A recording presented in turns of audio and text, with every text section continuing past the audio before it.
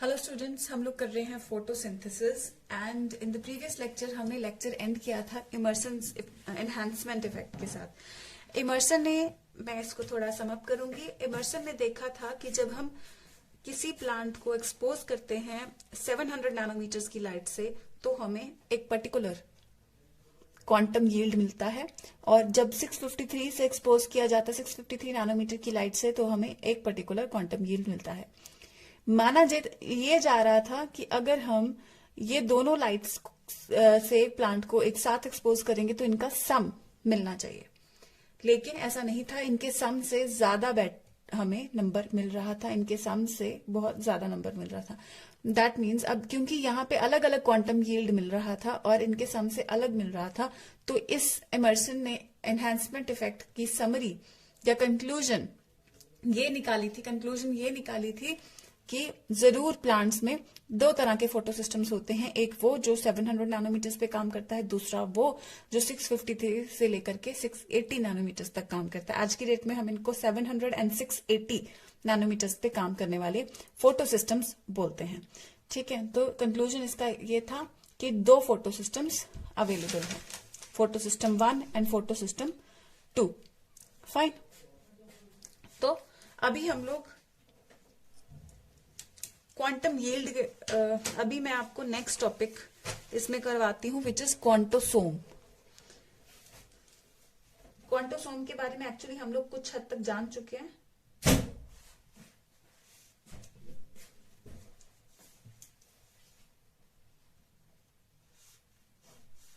What is quantosome? A quantosome is collection of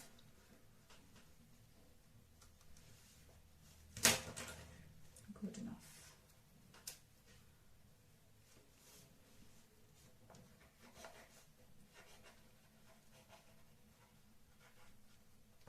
Collection of pigment molecules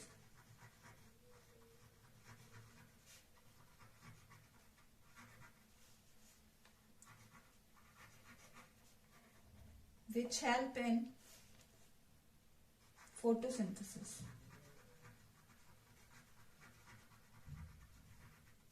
So it is collection of pigment molecules which help in photosynthesis.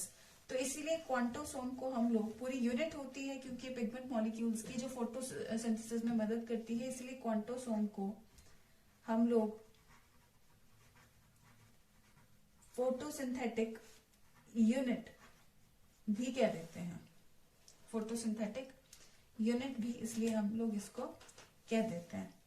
ठीक है, तो इसमें जैसे मैंने एक general से स्ट्रक्चर में आपको थोड़ा सा बताया था कि यहाँ पे अगर सेंटर में हम लोग लगा के चले कि क्लोरोफिल ए है,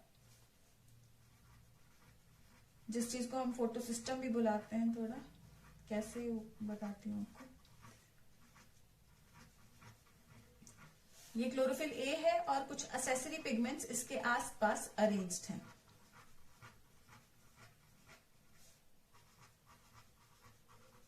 तो ये पूरा हमारा बन जाता है यहाँ पे इन पर्टिकुलर जो क्लोरोफिल ए है इसको हम लोग बोलते हैं रिएक्शन सेंटर क्लोरोफिल,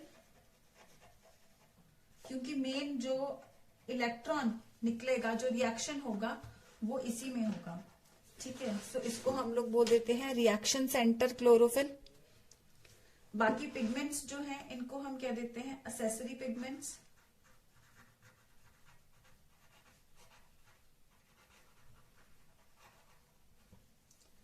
और ये पूरा इन सब चीजों को मिला के, क्योंकि ये एक तरीके से यूवी लाइट का सिग्नल लेता है, जो यूवी लाइट मतलब सनलाइट का सिग्नल लेता है, जो भी सनलाइट इस पे फॉल करी है उसका सिग्नल लेता है एंटीना की तरह। तो इसीलिए हम इसको एंटीना कम्प्लेक्स भी बोल देते हैं। जैसे हमने केबल्स के लगा रखे होते हैं ना, तो एंटीना कम्प्लेक्स ये लेता है, क्योंकि ये जो भी फोटॉन्स आते हैं सनलाइट से उनके सिग्नल्स ये एक्सेप्ट करता है। सो दैट इज वाई ये पूरी यूनिट को हम लोग एंटीना कम्प्लेक्स कहते हैं। ठीक है, तो ये क्वांटोसोम, फोटो सिस्टम या फोटोसिंथेटिक यूनिट, बेटर रहेगा फोटोसिंथेटिक यूनिट और क्वांटोसोम। ठीक है, तो अब हम क्लोरोफिल ए के बारे में आपको मैं एक चीज बताना चाह रही हूँ। अगर हम पूरे सिस्टम में से, इस पूरे सिस्टम में से जो भी ये पत्ते में होंगे ऑब्वियसली, जैसे हमने साइट ऑफ फोटोसिंथेसिस की बात की थी in one of the previous lectures, तो इसमें से अगर हम अकेला एक पिगमेंट क्लोरोफिल ए अकेला हम आइसोलेट कर लें अलग से, ठीक है, if chlorophyll A is isolated, अगर इसको हम अकेला आइसोलेट कर लें, एक टेस्ट ट्यूब में डाल लें, आइसोलेट करके एक टेस्ट ट्यूब में डाल लें, सपोज करो, ठीक है, जस्ट इमेजिन करो इस चीज को, और फिर इस पे लाइट एनर्जी डाली जाए, क्लोरोफिल ए पे लाइट एनर्जी डाली जाए, ठीक है, इस सिचुएशन को हम लोग इमेजिन करेंगे। अब एक क्लोरोफिल ए आइसोलेटेड है, इसमें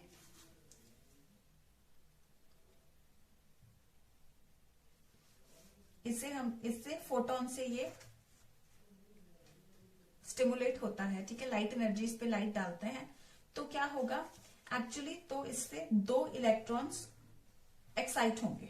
एक्चुअली फोटोसिंथेसिस के टाइम पे भी ये होता है, लेकिन फर्क क्या है, यहाँ पे ये सिस्टम में नहीं है, प्लांट के अंदर नहीं है, हमारे पास टेस्ट ट्यूब के अंदर आइसोलेटेड पड़ा है, क्लोरोफिल ए अकेला पड़ा है। तो इस टाइम पे क्लोरोफिल ए हमने लाइट से इसको एक्सपोज किया तो ऑब्वियसली इसके इलेक्ट्रॉन्स उछलेंगे, ठीक है, इलेक्ट्रॉन्स 2 इलेक्ट्रॉन्स इससे एक्साइट होंगे।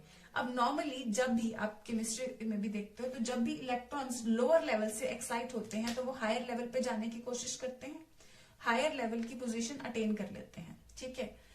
तो लेकिन यहाँ पे इस क्लोरोफिल ए से ये इलेक्ट्रॉन्स जा रहे हैं, हायर एनर्जी लेवल पे जाएंगे, बिल्कुल हायर एनर्जी लेवल पे जाएंगे, लेकिन यहाँ पे देखेंगे बच्चे, प्लांट के अंदर ये जो पिगमेंट है क्लोरोफिल ए, ये अभी प्लांट के अंदर नहीं है, ये प्लांट से बाहर है, ये प्लांट से बाहर पड़ा है, प्लांट के अंदर नहीं है, यानी कि ये अकेला पड़ा है, इसके पास कोई और चीज नहीं है, ये बिल्कुल अकेला आइसोलेटेड फॉर्म अकेला पड़ा है। तो ये इलेक्ट्रॉन्स को एक्सेप्ट करने के लिए कोई भी और मॉलिक्यूल इसके आसपास नहीं है। आई रिपीट, नॉर्मली प्लांट में जब प्लांट के ऊपर लाइट गिरती है, क्लोरोफिल से मॉलिक्यूल 2 इलेक्ट्रॉन्स एक्साइट होते हैं, तो प्लांट में कोई ना कोई मॉलिक्यूल होता है। कौन सा मॉलिक्यूल होता है उसके बारे में बात करेंगे हम। कोई ना कोई मॉलिक्यूल होता है इलेक्ट्रॉन एक्सेप्ट करने के लिए, लेकिन यहाँ पे कोई भी मॉलिक्यूल नहीं है इलेक्ट्रॉन एक्सेप्ट करने के लिए, क्योंकि क्लोरोफिल ए आइसोलेटेड पड़ा है। प्लांट में जो फिनोमिनन की मैं बात कर रही हूँ आइसोलेटेड में हो रहा है, ये प्लांट में नहीं होता, लेकिन यहाँ पे क्योंकि कोई मॉलिक्यूल नहीं है, ये टेस्ट ट्यूब में अकेला पड़ा है, तो ऑब्वियसली ये 2 इलेक्ट्रॉन्स को वापस से नीचे गिरना पड़ेगा, यानी कि वापस से अगर क्लोरोफिल ए से ही एक्साइट होता है 2 इलेक्ट्रॉन्स, तो वापस से उसी में आएंगे। तो हायर एनर्जी लेवल पे हमने इसको एक्साइट किया, तब वापस जब आएंगे, तो जब भी ये लोअर एनर्जी लेवल पे वापस अपना क्लोरोफिल ए के पास आएगा, तो ये कोई ना कोई वेव एमिट करेगा ऑब्वियसली। तो वेव, उस वेव की या उस लाइट की कोई ना कोई वेवलेंथ होगी, लैम्डा होगा, ठीक है, यानी कि कोई ना कोई वेवलेंथ की लाइट ये एमिट करेगा, वेवलेंथ एमिटेड। तो जब ये वेवलेंथ एमिट करेगा तो एक कलर एमिट करेगा। कौन सा कलर होगा जो ये एमिट करेगा, उस टेस्ट ट्यूब में कौन सा कलर दिखाई देगा, ये डिपेंड करता है कि कौन सी लाइट की वेवलेंथ एमिट हुई है, कितनी एनर्जी एमिट हुई है, यानी कितनी वेवलेंथ एमिट हुई है, और उसी हिसाब से ये कलर एग्जिबिट करेगा। तो एक्सपेरिमेंटल कंडीशन में यहाँ हमें चमक दिखाई देगी, यानी फ्लोरोसेंस दिखाई देगी, चमक दिखाई देगी, यानी फ्लोरोसेंस दिखाई देगी। एंड माइंड इट, ये फ्लोरोसेंस हमें मिलती है ओनली इन एक्सपेरिमेंटल कंडीशन, सिर्फ और सिर्फ एक्सपेरिमेंटल कंडीशंस में।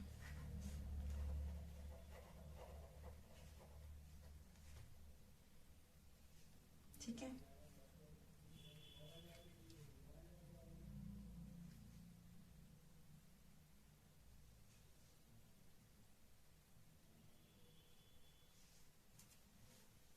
फाइन। लिविंग सिस्टम में या प्लांट में ये चीज नहीं होती, फ्लोरोसेंस एमिट नहीं होती, क्योंकि वहां पे कोई ना कोई होता है इसको एक्सेप्ट करने के लिए, कोई ना कोई और molecule.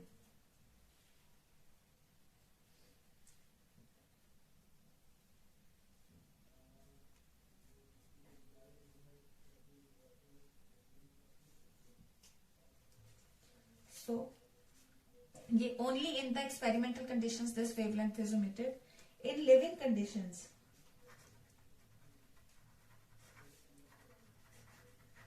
in living system,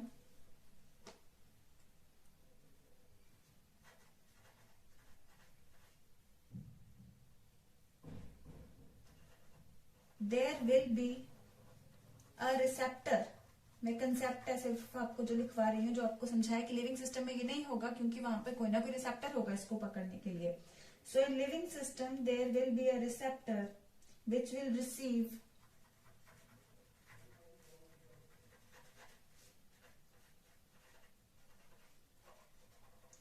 these electrons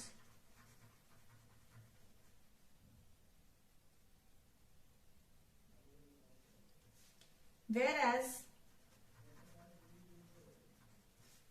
in isolated conditions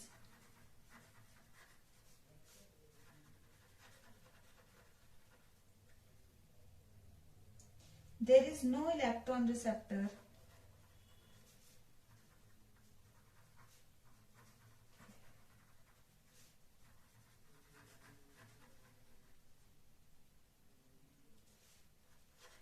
thus electrons come back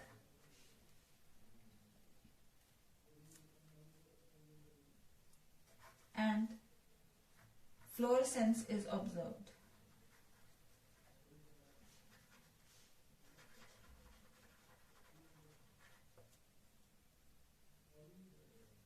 but याद होना चाहिए कि यहाँ पे जो लाइट यहाँ पे आ रही है there should be sufficient photons. इसमें फोटॉन सफिशिएंट होने चाहिए जो इसको एक्साइट कर सकें और इलेक्ट्रॉन्स इसमें से एक्साइट कर सकें। ठीक है, सो नॉर्मली इन कंडीशंस में ये होता है। ठीक है, तो अब हम फोटो सिस्टम्स की, जहां पे हमने पिछले में बात की थी फोटो सिस्टम्स की, इसकी हम बात करते हैं।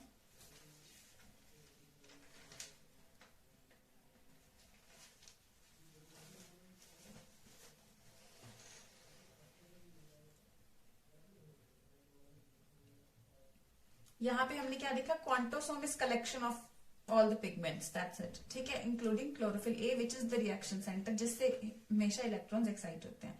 क्लोरोफिल ए को आइसोलेट करके देखेंगे तो सफिशिएंट फोटॉन्स या सफिशिएंट लाइट एनर्जीज पे डालेंगे तो इलेक्ट्रॉन्स एक्साइट होंगे, वापस आएंगे, क्योंकि पकड़ने के लिए आइसोलेटेड कंडीशन में कोई नहीं है। लिविंग सिस्टम में ये नहीं होगा क्योंकि लिविंग कंडीशन में कोई ना कोई रिसेप्टर उसके पास अवेलेबल होगा। ठीक है, तो मैं थोड़ा टाइम दे रही हूं, एक बार तुम लोग इसको नोट डाउन कर लो। ठीक है, नोट डाउन करो सर इसको।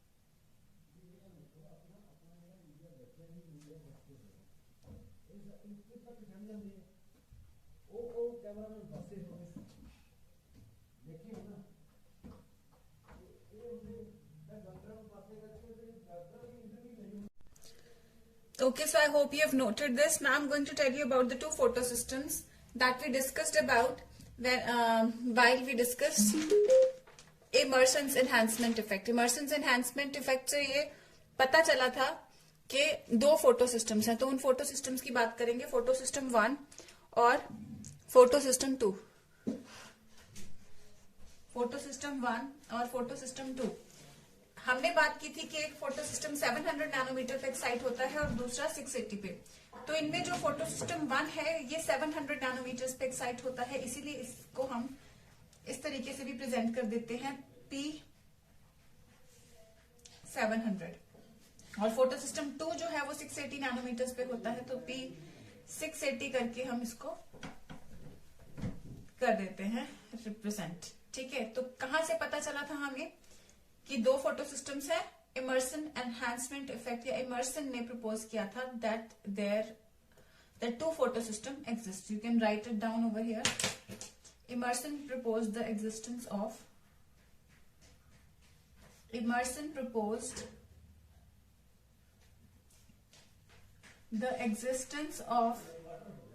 Emerson proposed the existence of two photosystems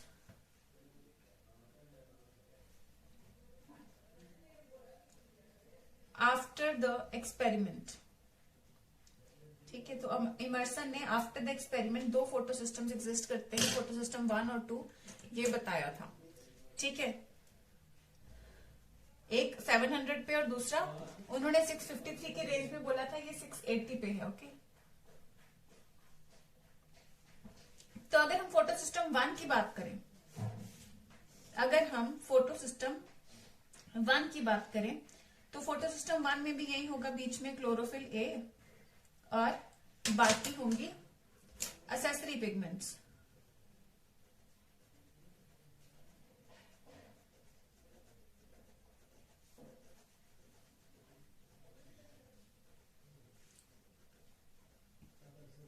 और अगर क्लोरोफिल बी अगर हम फोटो सिस्टम 2 की बात करें तो उसमें भी chlorophyll A, reaction centre molecule और एसेसरी पिगमेंट्स.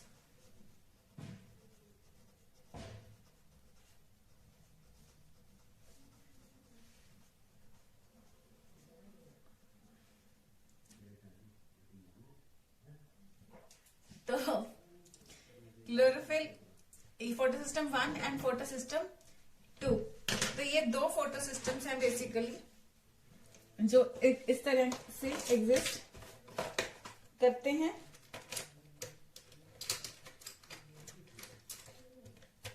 अगर हम देखें फोटॉन्स दोनों पे ही फॉल करेंगे, यानी लाइट एनर्जी जो है वो दोनों पे ही फॉल करेगी. मैं पिंक से प्रेजेंट कर रही हूँ. You can use some contrasting color, you can use a green or a black or a purple or any other, fine. So pink is somewhat similar to a red color, so you can use another one.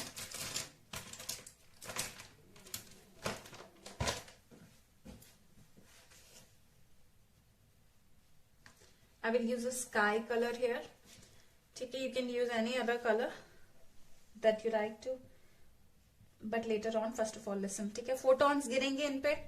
So photons गिरेंगे तो अगर accessory pigment पे गिरते हैं तो accessory pigment से आगे, accessory pigment पे गिरते हैं तो एसेसरी पिगमेंट से अपने साथ साथ वाली पिगमेंट पे जाते जाएंगे, फाइनली क्लोरोफिल ए पे आ जाएंगे. सिमिलरली इसमें भी वैसे ही होगा. ठीक है, अगर एसेसरी पिगमेंट्स पे आते हैं तो finally reaction centre chlorophyll A पे आ जाएंगे. जब क्लोरोफिल ए के पास फोटॉन्स आ जाते हैं, so chlorophyll A would get excited, chlorophyll A would get excited and इसमें से एमिट हो जाएंगे 2 इलेक्ट्रॉन्स. सिमिलरली अगर इस पे होता है तो इसमें से भी एमिट हो जाएंगे। रिमेंबर 700 नैनोमीटर्स की लाइट होगी तो ये एक्साइट होगा, 680 नैनोमीटर्स की लाइट होगी तो ये फोटोसिस्टम 2 एक्साइट होगा। तो यहां से इलेक्ट्रॉन्स हमने देखा था कि आइसोलेटेड रीजन में ये वापस आ जाते हैं क्योंकि कोई एक्सेप्ट करने वाला नहीं होता है मॉलिक्यूल। लेकिन लिविंग प्लांट बॉडी में क्या होता है?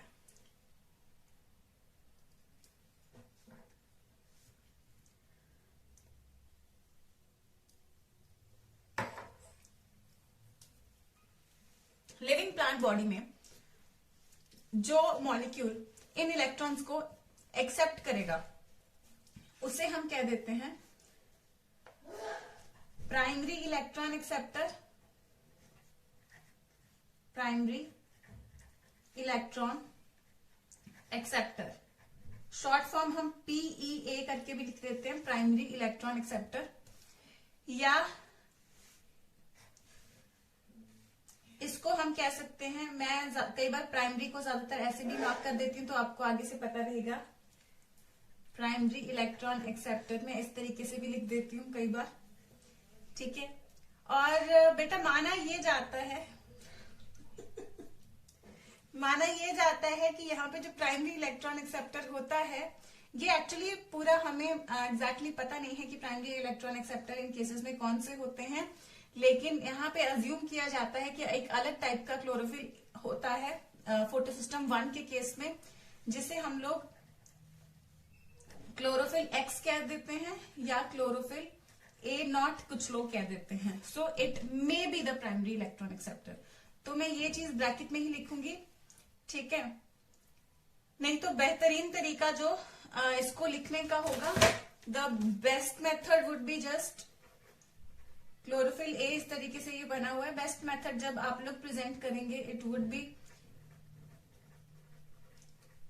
just drawing it the way photon is coming and chlorophyll A gets excited with 2 electron acceptor, and where is the electron going? Just primary electron acceptor.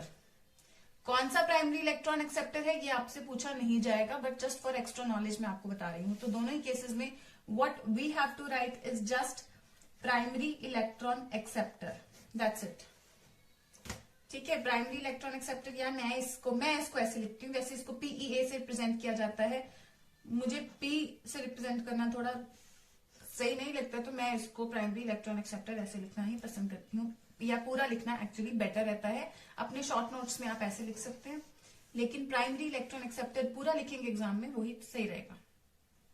ये मैं कौन सी टर्मिनोलॉजी यूज करती हूँ, मतलब मेरे नोट्स में आप बार बार देख सकते हैं, तो इसलिए मैंने ये आपको मेंशन किया। अदरवाइज जो अज्यूम किया जाता है कि which molecule is the primary electron acceptor in photosystem 1, it is assumed that chlorophyll X or A naught is another kind of chlorophyll which is the electron acceptor in case of photosystem 1, and in case of photosystem 2 pheophytin is assumed to be the electron acceptor. Fine. तो याद रखना है यहाँ पे ये accept करता है this reaction centre chlorophyll in photosystem 1। If it is photosystem 1 तो ये पूरा वैसे क्लोरोफिल है, reaction centre chlorophyll antenna complex में वैसे लेबल नहीं करूंगी, जो चीज मैंने यहाँ पे ऑलरेडी लेबल कर दी थी। So what I am going to say is only that chlorophyll A,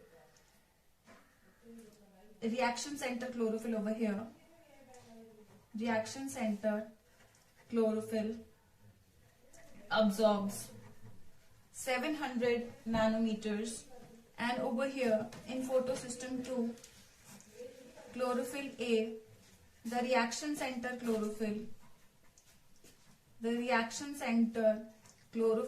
absorbs 680 nanometers of light। तो हम ये चीज भी इसको कह देते हैं।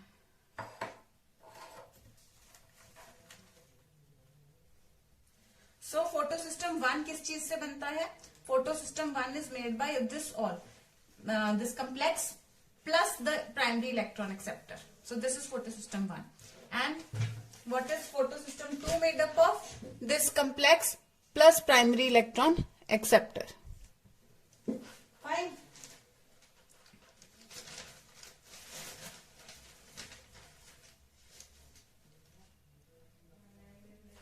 फाइन। तो this chlorophyll, these are two photosystems. जैसे आप समझ गए होंगे किस पे एक्सेप्ट करता है और अज्यूम ये किया जाता है। सिंपल ये चीज, एक्साइटमेंट तो आप समझ ही गए थे कि यहाँ पे एक्साइटमेंट होगी, लेकिन प्राइमरी इलेक्ट्रॉन एक्सेप्टर। प्राइमरी क्यों? क्योंकि सबसे पहला इलेक्ट्रॉन एक्सेप्टर होगा आगे। तो इतना सिस्टम बनता है photo system with primary electron acceptor. ठीक है, chlorophyll complex with this thing, primary electron acceptor makes photosystem 1. Similarly, chlorophyll, this complex, pigment complex plus primary electron acceptor जो अलग होगा इस केस में, both of them, this makes photosystem 1. This entire thing makes photosystem 1 and this entire thing makes photosystem 2. तो this is quantosome plus pigment complex, quantosome plus pigment complex, quantasome और photosynthetic unit plus electron acceptor, quantasome plus photosynthetic complex plus electron acceptor, primary electron acceptor, सबसे पहला electron acceptor. इसके बाद भी electrons आगे पास होंगे। ठीक है, तो इसके बाद हम प्रोसेसेस डिस्कस करेंगे। एक बार बस ये सुन लीजिए, then I will give you some time to write. तो जो प्रोसेस होता है ये दो पर्टिकुलर पार्ट्स में आता है। जो इसका पहला स्टेप होगा वो होगा light dependent reaction, light dependent reaction, या इसको बोला जाता है लाइट रिएक्शन। वैसे लाइट रिएक्शन से बेहतर लाइट डिपेंडेंट रहता है, लेकिन नॉर्मली इसको लाइट रिएक्शन ही बोला जाता है क्योंकि इट इज लाइट डिपेंडेंट। ठीक है, या इसको सही नाम देना हो तो सही नाम इसका रहेगा फोटोफॉस्फोराइलेशन, फोटोफॉस्फोराइलेशन, ये सही नाम होगा इसका। फोटो मतलब लाइट, सो लाइट की प्रेजेंस में ही क्योंकि होता है फोटो, इसलिए फॉस्फोराइलेशन। क्यों?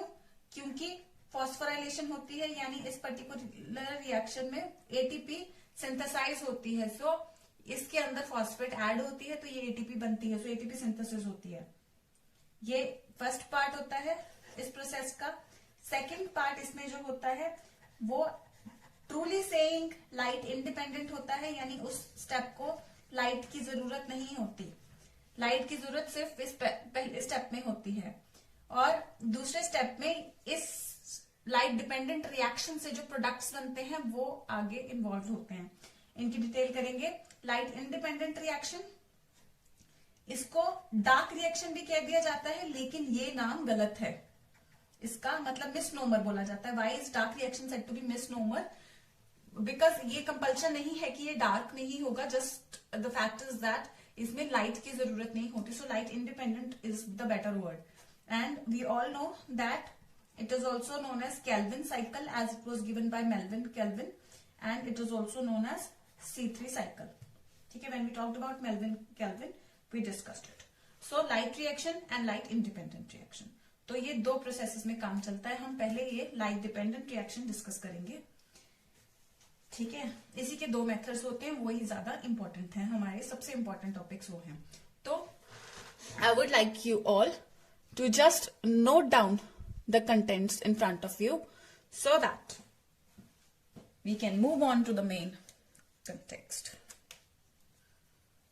Fine. Just note down the contents in front of you.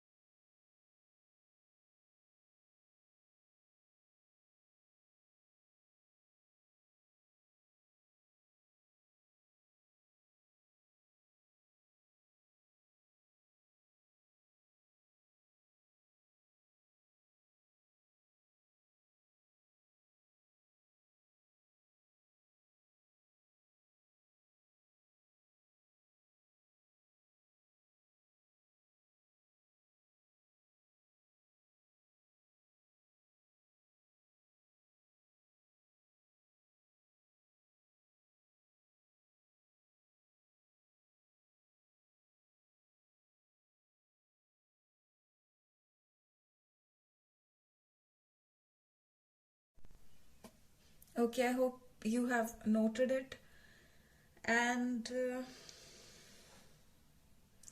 अभी फॉस्फोराइलेशन पे एक पॉइंट यहाँ पे नोट कर लीजिए, दैट फॉस्फोराइलेशन जो होती है ये एक्चुअली दो पाथवेज होते हैं इसमें it occurs in 2 pathways occurs in, ये आप नीचे लिख लीजिए या तो यहाँ पे बेहतर रहेगा या अगले पेज पे कहीं पे भी, कि फोटोफॉस्फोराइलेशन ये 2 पाथवेज से होता है। जो फर्स्ट स्टेप है इसका, इसको स्टार्ट करने जा रहे हैं, तो ये 2 पाथवेज से होता है। इसका एक पाथवे होता है नॉन साइक्लिक फोटोफॉस्फोराइलेशन,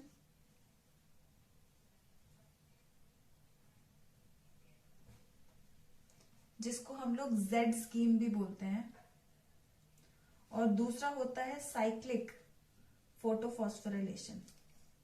ठीक है, cyclic photophosphorylation, non cyclic and cyclic. तो यू कैन राइट इट। हम फर्स्ट स्टेप जो है वो पढ़ना स्टार्ट कर रहे हैं, फोटोफॉस्फोराइलेशन या लाइट रिएक्शन, और ये 2 पाथवेज में होता है, non cyclic and cyclic. Just note it down quickly. I am turning the page and going to teach you the non cyclic pathway पहले, क्योंकि यही मेन पाथवे नॉन साइक्लिक होता है। ठीक है, so I am flipping the page, you can just pause and note down this thing. ठीक है, तो मैं अभी नेक्स्ट पेज कर रही हूँ और आपको मैं नॉन साइक्लिक फोटोफॉस्फोराइलेशन पहले समझाऊंगी। तो आप लोग नोट बाद में कीजिएगा, just understand whatever you want, whatever you have to understand first. ठीक है, तो पहले समझो इसको, नोट आप बाद में करना इसको, because I will fill in whatever information is there. I will fill it in first on this page and then you're going to, ठीक है, थोड़ा रेक्टिफाई वगैरह कर लूंगी तब तक, फिर आपको टाइम दूंगी मैं इसको नोट करने का, नहीं तो फिर कटिंग शटिंग करते रहोगे आप लोग इसमें। ठीक है, तो नॉन साइक्लिक में स्टार्ट कर रही हूँ। नॉन साइक्लिक में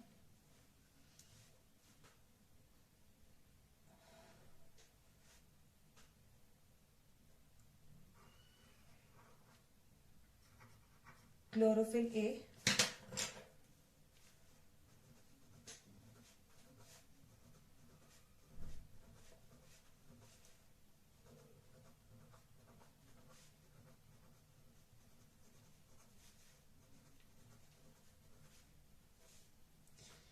यहां पे जो पहले सिस्टम काम करेगा, माइंड इट, जो पहले सिस्टम काम करेगा दैट इज फोटो सिस्टम 2।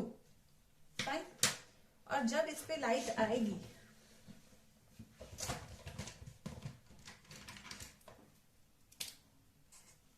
तो जब इस पे लाइट फॉल करेगी, सो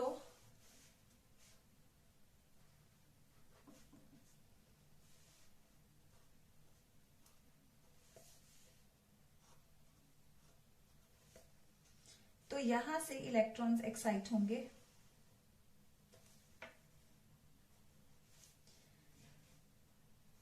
प्राइमरी इलेक्ट्रॉन एक्सेप्टर तक पहुंचेंगे, या मैं बेहतर लिखना चाहूंगी इसको, primary electron acceptor.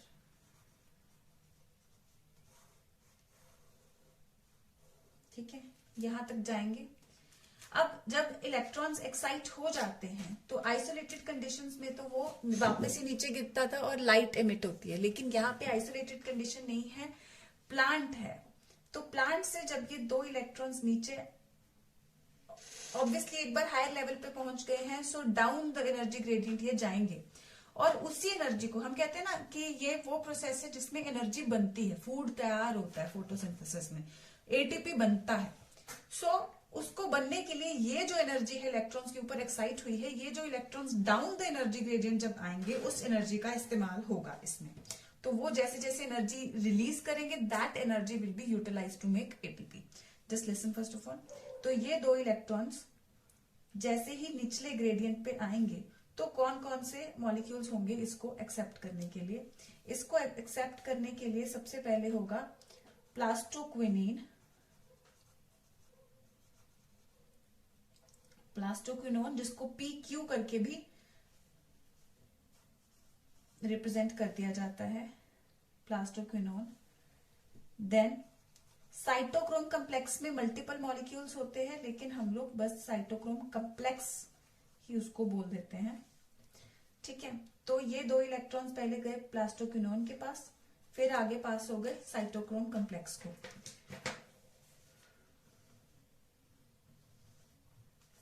Cytochrome complex से आगे ये 2 इलेक्ट्रॉन्स जब जाएंगे तो ये जाएंगे प्लास्टोसाइनिन को, ठीक है। इसको PC कर देते हैं हम लोग। अब यहां पे जब ये 2 इलेक्ट्रॉन्स प्लास्टोक्विनोन से इस रास्ते से होते हुए प्लास्टोसाइनिन तक जाते हैं, तो यहां पे ये एनर्जी यूटिलाइज होती है ADP और इनऑर्गेनिक फॉस्फेट मिलके यहां पे एक ATP यहां पे बन जाती है, ठीक है।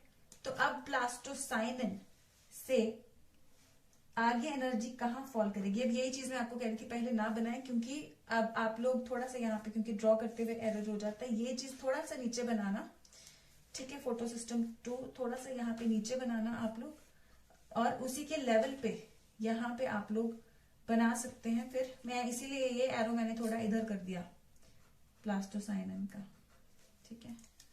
तो यहाँ पे because I have to draw,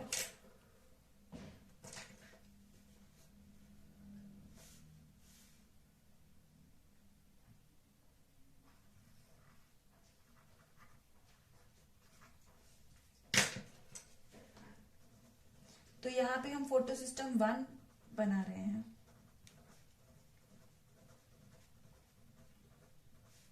ऐसे सही लगे तो ऐसे, मेनली ये चीज हमें दिखानी है कि यहां से जा रहा है ऐसे, फिर इस तरीके से। तो ये एरो हम ओके फाइन ऐसे भी चल जाएगा, ये वाली एरो हम यहीं पे लगा देंगे तो एरो सीक्वेंस में आ जाएंगी, ठीक है। सो ये जो आया है किसकी तरफ आया है ये चीज? This thing is nothing but photo system 2। तो ये था photo system 2 and this is photo system 1। तो अभी आई रिपीट, पहले फोटो सिस्टम 2 से काम शुरू होता है। 2 इलेक्ट्रॉन्स एक्साइट होते हैं, प्राइमरी इलेक्ट्रॉन एक्सेप्टर पास होते हैं, प्लास्टोक्विनोन साइटोक्रोम कम्प्लेक्स प्लास्टोसाइनिन से आते हुए फोटो सिस्टम 1 में आ जाते हैं। ये हम नॉन साइक्लिक डिस्कस कर रहे हैं, जहां पे वापस इलेक्ट्रॉन्स इसके पास नहीं आएंगे, ठीक है। तो अब यहां से इलेक्ट्रॉन्स कहां पे जाएंगे? यहां से इलेक्ट्रॉन्स एक्साइट होंगे फोटो सिस्टम। अब आपको लग रहा होगा मैम यहाँ फोटो सिस्टम 1 आना चाहिए, नहीं, यहाँ फोटो सिस्टम 2 होता है। तो इसका नाम फोटो सिस्टम 1 और इसका 2 क्यों है? Because this one was discovered before this. तो ये डिस्कवरी के हिसाब से इसका नाम 1 है और इसका 2 है, लेकिन काम इसमें पहले फोटो सिस्टम 2 करता है, ठीक है। सो फोटो सिस्टम 1 से अब इलेक्ट्रॉन्स एक्साइट हो जाते हैं, 2 इलेक्ट्रॉन्स, और कहा जाएंगे? यहाँ पे इसका प्राइमरी इलेक्ट्रॉन एक्सेप्टर होगा अलग, उसके पास जाएंगे, और फिर ये 2 इलेक्ट्रॉन्स नीचे फॉल करना शुरू कर देंगे यहां से भी। सो सबसे पहले they will go to ferredoxin, ferredoxin से NADP, ठीक है। सो अब यहां पे बेसिकली क्या होगा? फेरिडॉक्सिन से NADP, ये 2 इलेक्ट्रॉन्स, अब NADP से ये इलेक्ट्रॉन्स NADP के पास आ गए, ठीक है। तो NADP का अब क्या होगा? अब यहाँ पे देखो एक चीज, यहां से और ये चीज रिलेटेड होगी लेकिन साइक्लिक नहीं होगी। तो होता क्या है, यहाँ पे हम कह रहे हैं कि लाइट फॉल करती है और ये इलेक्ट्रॉन्स एक्साइट करता है और इलेक्ट्रॉन्स आगे से आगे जाते रहते हैं। दूसरी तरफ हम कह रहे हैं ये नॉन साइक्लिक है, यानी कि इलेक्ट्रॉन्स वापस नहीं आने वाले। तो इतने इलेक्ट्रॉन्स ये कहां से लेके आएगा कि एक्साइट होते ही रहे और काम चलता रहे? तो यहाँ पे जो इलेक्ट्रॉन्स आ रहे हैं they are actually coming from photolysis of water, they are actually coming from photolysis of water.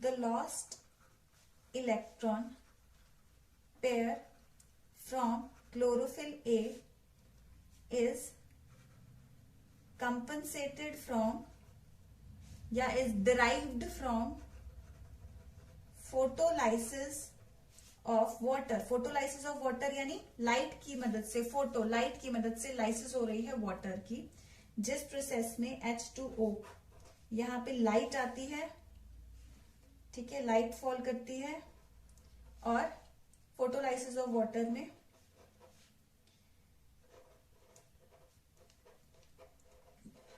ये तो जो ऑक्सीजन होती है यहाँ पे ये रिलीज हो रही है, ये ऑक्सीजन जो है ये तो बाय प्रोडक्ट के तौर पे आ जाती है, ठीक है, ये तो बाय प्रोडक्ट बन जाती है।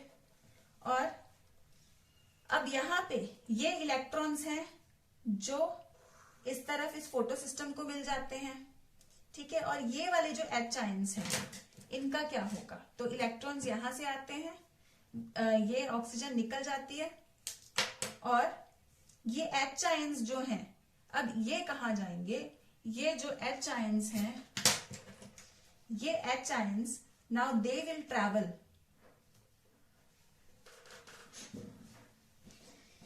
these H ions are going to travel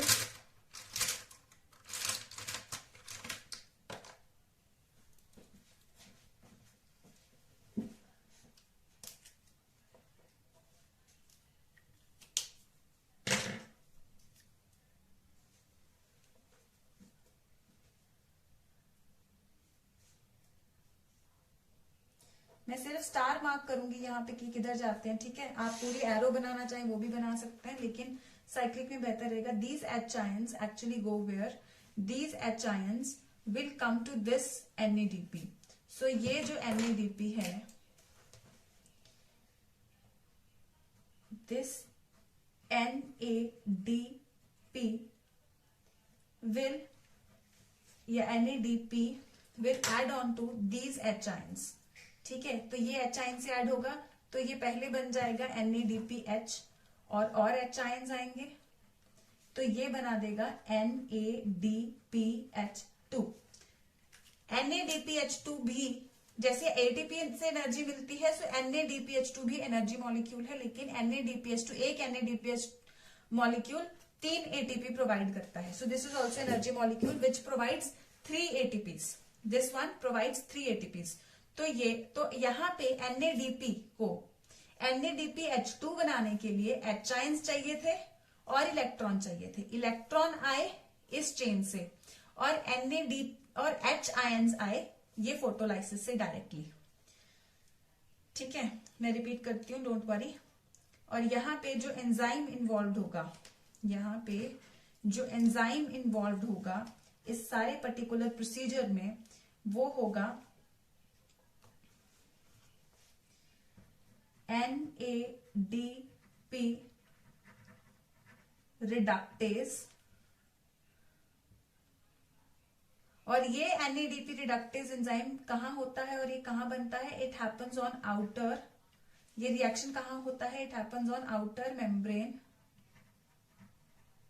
of thylakoid, it happens on outer membrane of thylakoid, वहां पे ये रिएक्शन होता है थैलेकॉइड की जो आउटर मेम्ब्रेन होती है, ठीक है। और ये H आयंस कहाँ पे, ये इनर मेम्ब्रेन के अंदर साइड पे, ठीक है। तो complex for photosynthesis photolysis of water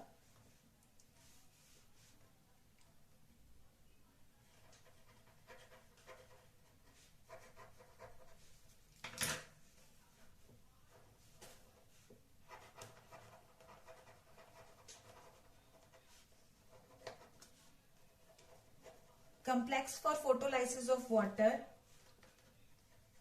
is present on inner membrane of thylakoid या is on inner membrane के inner side पे of thylakoid, ये दिखाऊंगी मैं आपको पूरा, ठीक है, inner side of inner membrane of thylakoid. तो तो वहां पे ये कम्प्लेक्स होता है जहां से फोटोलाइसिस ऑफ वाटर होती है, इनको इलेक्ट्रॉन्स मिल जाते हैं और एच आयंस डायरेक्टली यहाँ पे आ जाते हैं. So these are the H ions. ये मैं पिंक में बस यहाँ पे इसको पिंक कर देती हूँ ताकि आपको पता चल जाए that it has come from here. ठीक है, if you want you can just trace them down there. So they have come from here.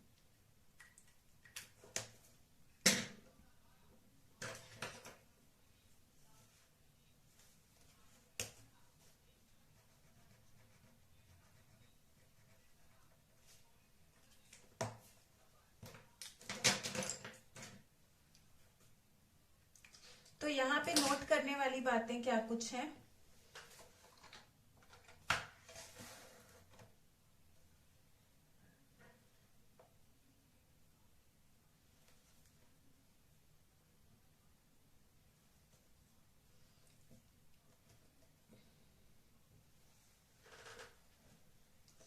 एक बात तो ये कि after the electron gets excited as it comes down the energy gradient, so that, क्योंकि वो देखो हम इलेक्ट्रॉन शेल्स में भी जब आप देखते हो केमिस्ट्री में कि लोअर शेल से हायर शेल पे जाता है इलेक्ट्रॉन, ठीक है, एक्साइट होने के बाद, और जब वो फॉल करता है तो वो एक एनर्जी रिलीज करता है. तो similarly this energy is utilize. तो आपसे अगर पूछा जाए, आप नोट कर सकते हो ये पॉइंट कहीं पे यहाँ पे ब्रैकेट में या क्लाउड बना के नोट कर सकते हो, that electron as it comes down the energy gradient, that energy released by the electron is utilized to synthesize ATP. ठीक है, so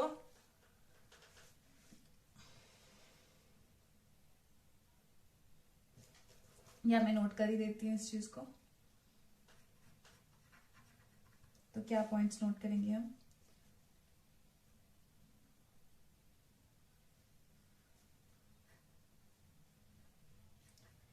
The excited pair of electrons, ये सिर्फ याद मतलब समझने के लिए और एमसीक्यू के लिए, ठीक है. The excited pair of electrons as they come down the energy gradient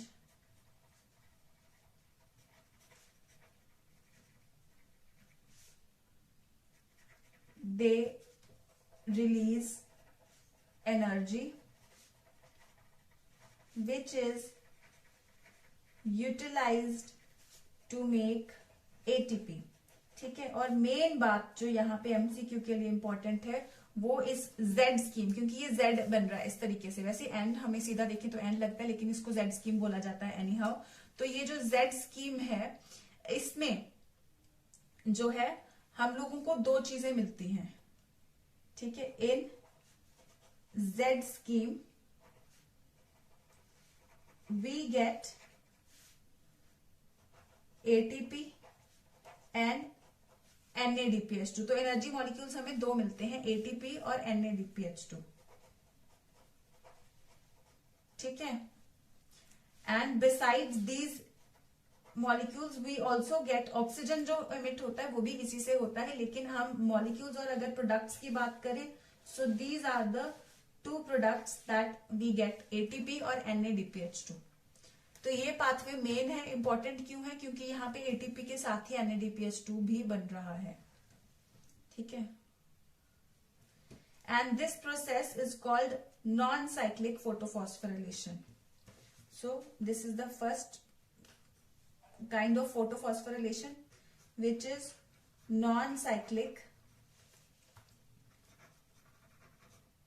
photophosphorylation और Z scheme of photophosphorylation. Z scheme क्योंकि इस तरीके से है. नॉन साइक्लिक क्यों बोला जाता है,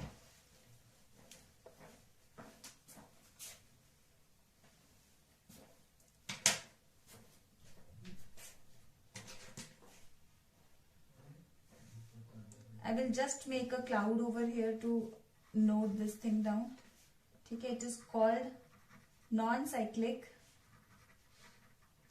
because electron doesn't come back to, ये जो इलेक्ट्रॉन यहां से एक्साइट होता है, electron doesn't come back to chlorophyll A of photo system 2। तो chlorophyll A of photo system 2 जहां से वो इनिशियली एक्साइट हुआ है, इसके पास नहीं आता है, इसीलिए इसे नॉन साइक्लिक बोलते हैं। जेड स्कीम, तो ये स्कीम हमें ऐसा जेड जैसा लगता है, इसीलिए जेड स्कीम बोलते हैं। So this is non cyclic photophosphorylation. If you think it is too much to accommodate in one page, so what you can do is इस तरीके से बना लेना, ऐसे करके सारा बना लेना और उस पर नोट कर लेना। So photophosphorylation occurs by two methods, non cyclic and cyclic. ठीक है, तो पहले मैंने ऐसे करके पहले वाले में बनाया हुआ, वहां पे मुझे यहां से एरो मारना में थोड़ी सी दिक्कत आ रही थी। अगर आपको वैसे सही लगता है तो आप, बिकॉज यहाँ पे जेड पे वो चीज इस तरीके से आती है दूसरे पेज पे, तो मुझे वहां पे थोड़ी सी दिक्कत लग रही थी, तो इसलिए इस बार मैंने एक पेज पे बनाया है। तो but I have added some clouds और anything to add all the information. Actually, where is the information, main information that you have to note down is यहां से लेकर के this all, ये सारा information main है। ठीक है, so all this thing is to be clouded and all।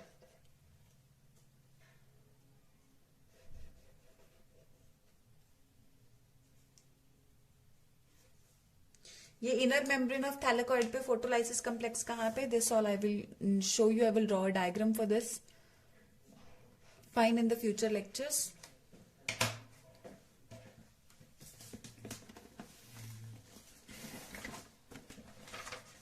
If I am getting, तो मैं अभी थोड़ा दिखाई देती हूँ तुमको, एक बार बुक से दिखा देती हूँ। ठीक है, तुम्हारे उसमें भी है, हर चीज में है ये।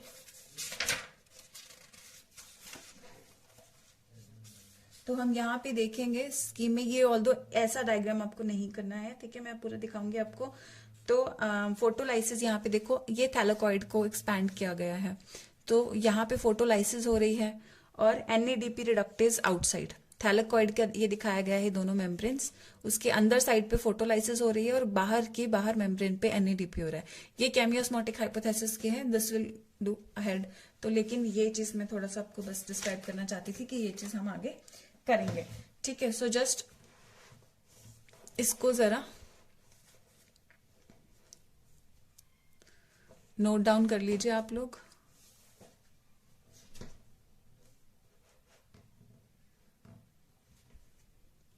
ठीक है, I'll give you some time to note it down, and it is the most important topic of today's lecture. It is the most important. Non-cyclic photophosphorylation is the most important topic of the today's lecture.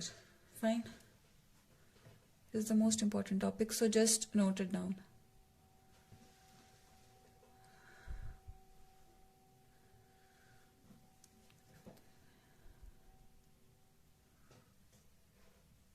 I'll give you some time to note it down.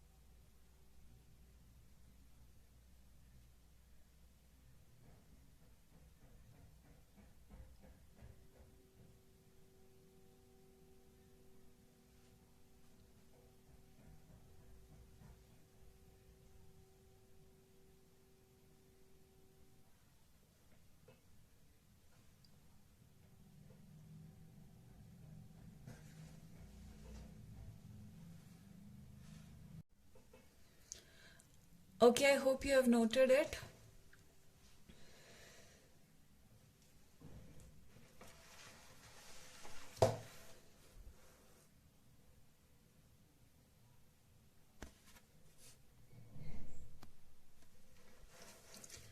So this was the first pathway of non-cyclic photophosphorylation. Now we are going to study about the second pathway of cyclic. वो difficult बिल्कुल नहीं है.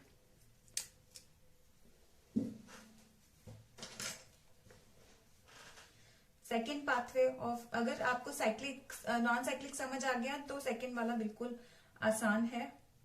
So now we are going to study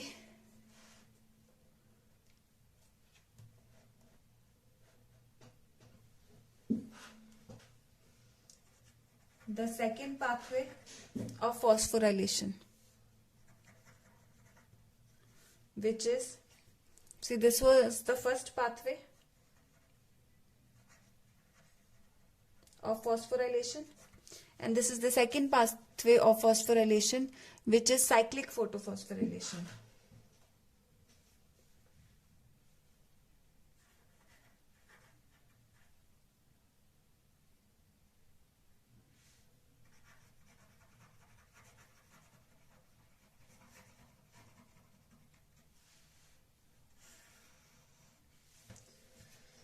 cyclic phosphorylation में what is the difference? Cyclic मतलब यही electron जो यहां से एक्साइट होके हम कह रहे थे वापस नहीं आता है, तो साइक्लिक में ये एक्चुअली वापस आएगा.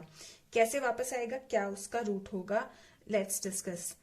तो यहां पे एक्चुअली जब फोटो सिस्टम 2 की बात होती है, तो फोटो सिस्टम 2 और फोटो सिस्टम 1, हमें पता है कि ये इंडिविजुअली अगर लाइट से एक्साइट करना हो तो जो फोटो सिस्टम 1 होता है, जैसे हमने यहाँ पे बात की थी कि जो फोटो सिस्टम 1 होता है वो 700 नैनोमीटर्स पे एक्साइट होता है, टू 680 पे. तो ज्यादातर ये हमारे पास 680 नैनोमीटर्स प्रॉपर अवेलेबल होती है. तो यहाँ पे ये एक्साइट हो जाता है और ये स्कीम चल पड़ती है. ठीक है, लेकिन कभी कुछ हद तक 700 नैनोमीटर्स भी जैसे यहाँ पे आती तो रहेगी. ठीक है, तो ये भी तो इंडिविजुअल एक्साइटमेंट भी तो शो करता रहेगा. सो उस पर्टिकुलर केस में जो फोटो सिस्टम 1 होता है,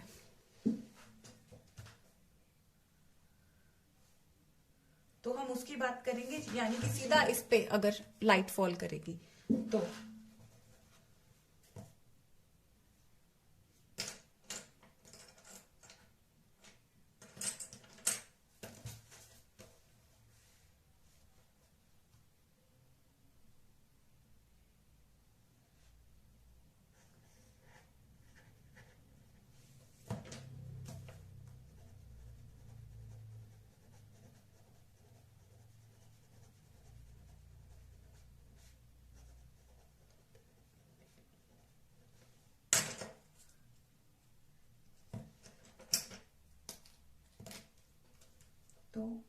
sunlight will fall on it.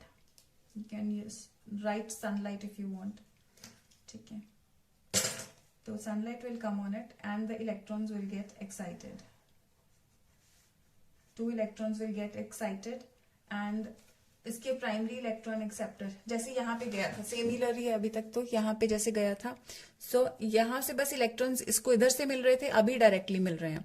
So primary electron acceptor के बाद गया, उसके बाद फेरिडॉक्सिन पे. तो यहाँ पे भी प्राइमरी इलेक्ट्रॉन एक्सेप्टर के बाद गया फेरिडॉक्सिन पे.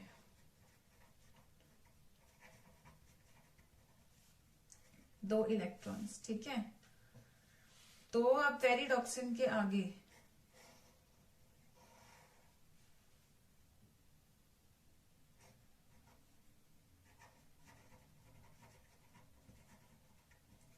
प्लास्टोक्विनोन,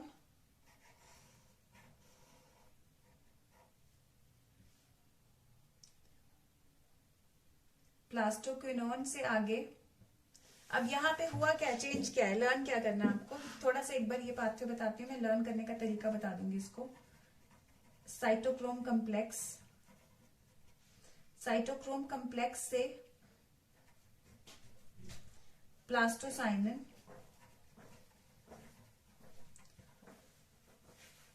प्लास्टोसाइनिन से ये वापस ये 2 इलेक्ट्रॉन्स यहां आ जाते हैं.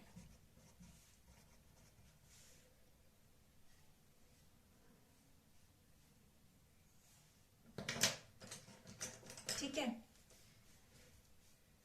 एक बार जस्ट सुनो। कंप्लेक्स फोटो सिस्टम 1 है ये, ठीक है। सनलाइट आई, एक्साइट हो गया primary electron acceptor ferredoxin plastoquinone which is represented by PQ। Cytochrome complex को CYT करके भी लिख दिया जाता है, प्लास्टोसाइनिन को PC लिख दिया जाता है, फेरिडॉक्सिन को FD लिख दिया जाता है, ठीक है, ऐसे FD लिख दिया जाता है। तो ये सब अब्रिविएशन तो आपको बुक में भी मिल जाती हैं, हर जगह मिल जाती हैं। तो अब ये इस तरीके से देखो, photo system, primary electron acceptor ferredoxin. अब यहाँ पे भी तो डाउन द एनर्जी ग्रेडियंट जा रहा है, यहाँ पे डाउन द एनर्जी ग्रेडियंट गया था तो ATP बना था। तो सबसे पहले यहाँ पे ATP साइटोक्रोम कॉम्प्लेक्स पे बन रहा था, तो यहाँ पे भी साइटोक्रोम कॉम्प्लेक्स पे तो ATP बनेगा ही बनेगा। जैसे ही साइटोक्रोम कॉम्प्लेक्स से नीचे इलेक्ट्रॉन्स जाएंगे तो यहाँ पे इनऑर्गेनिक फॉस्फेट और ADP मिलके ATP बना देते हैं, ठीक है, एनर्जी मॉलिक्यूल बना देते हैं। तो एक और ATP यहां पे बनेगा इस फेरिडॉक्सिन कॉम्प्लेक्स पे, ठीक है, इस फेरिडॉक्सिन कॉम्प्लेक्स पे। यहां पे भी ADP और इनऑर्गेनिक फॉस्फेट मिलके ATP बना देंगे। You can right the abbreviation with in the bracket और एनीथिंग। सो यहां पे क्या हो रहा है, दो जगह ATP बन रहा है, फेरिडॉक्सिन से जब नीचे जाता है और साइटोक्रोम कॉम्प्लेक्स से। आपको याद करना कैसे करना है ये देखो, यहां पे जब हम साइक्लिक करते हैं तो यहां से प्राइमरी इलेक्ट्रॉन एक्सेप्टर और फेरिडॉक्सिन तक सेम है, ठीक है, प्राइमरी इलेक्ट्रॉन एक्सेप्टर फेरिडॉक्सिन तक सेम है। डिफरेंस कहां आ रहा है, ये जो पार्ट है यहाँ पे जो जहां फोटो सिस्टम 1 जा रहा था, प्लास्टोक्विनोन साइटोक्रोम प्लास्टोसाइनिन, तो ये तीनों में देखो plastoquinone cytochrome complex plastocyanin. Ferredoxin यहां पे डायरेक्टली दे रहा था NADPH2 को, लेकिन इस केस में वो प्लास्टोक्विनोन साइटोक्रोम और प्लास्टोसाइनिन को इलेक्ट्रॉन्स पास कर देता है, प्लास्टोसाइनिन वापस इसको दे देता है। क्यों प्लास्टोसाइनिन फोटो सिस्टम 1 को देता है? आप देखेंगे यहां पे इस पर्टिकुलर स्कीम में प्लास्टोसाइनिन के पास इलेक्ट्रॉन्स आए थे फोटो सिस्टम 2 से, तो प्लास्टोसाइनिन की टेंडेंसी थी फोटो सिस्टम 1 को इलेक्ट्रॉन्स देने की।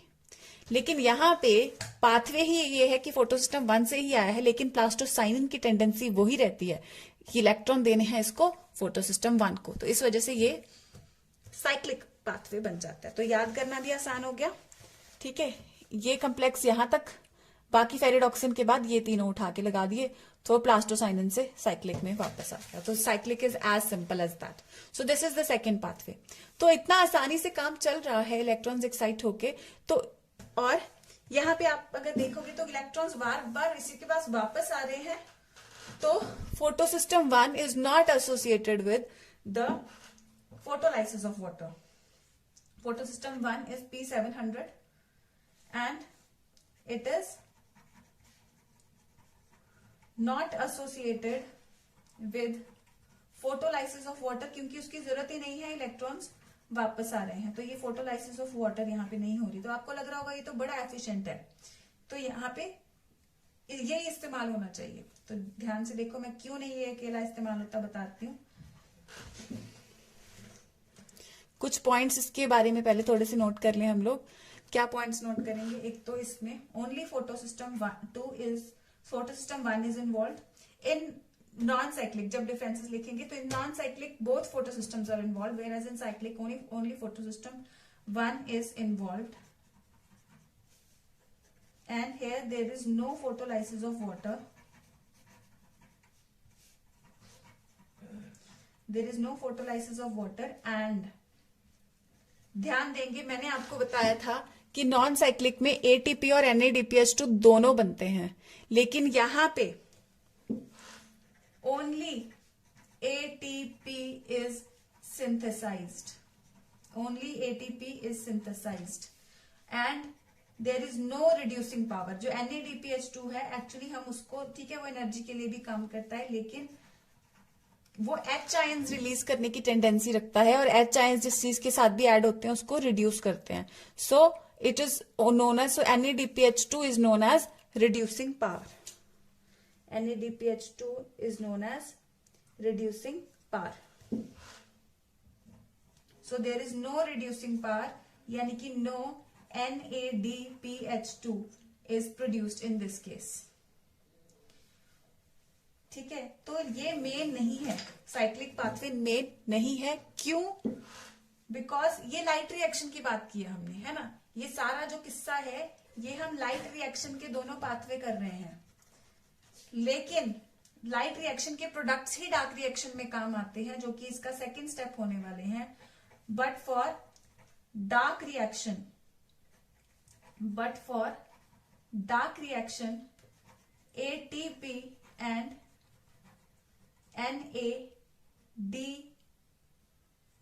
NADPH2 both are required.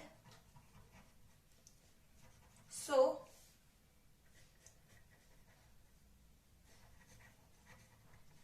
non-cyclic photophosphorylation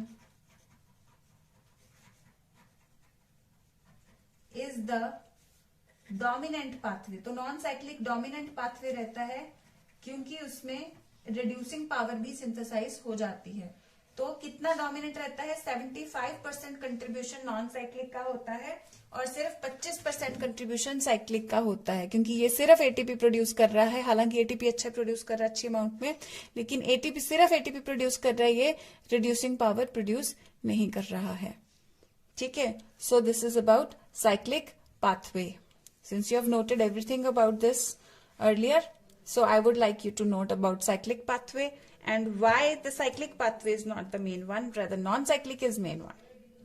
ठीक है, so just इसको अच्छे से cyclic path phosphorylation का जो कंटेंट हमने अभी स्टडी किया है, इसको अच्छे से नोट डाउन करें। I'll give you time for it.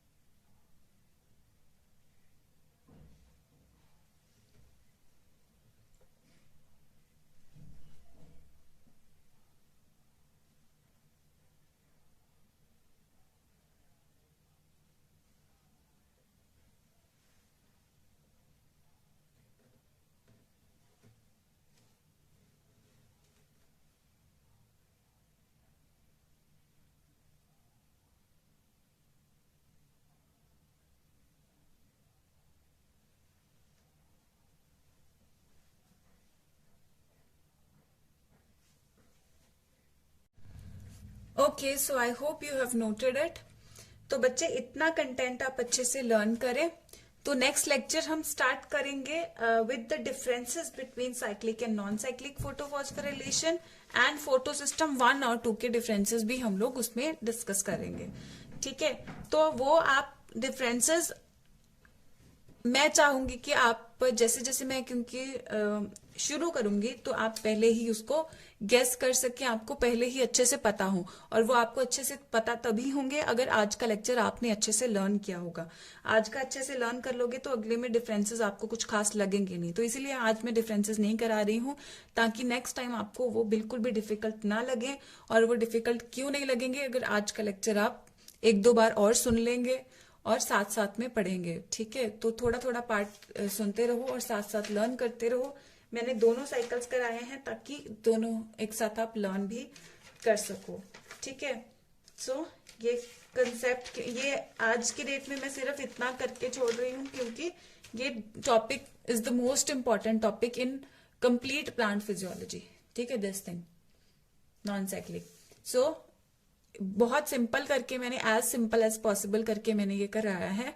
So I hope आपको लर्न हो जाएगा और यही उम्मीद करूंगी कि नेक्स्ट टाइम लर्न करके ही आप अगला लेक्चर सुनेंगे। आपके लिए उतना ही बेहतर होगा, फिर ही वो लेक्चर समझ आएगा, क्योंकि ये सारे कंसेप्ट्स आते होंगे, ये अज्यूम करूंगी और उस हिसाब से नेक्स्ट लेक्चर लूंगी। So that's all with this lecture. Study well, study hard, all the best.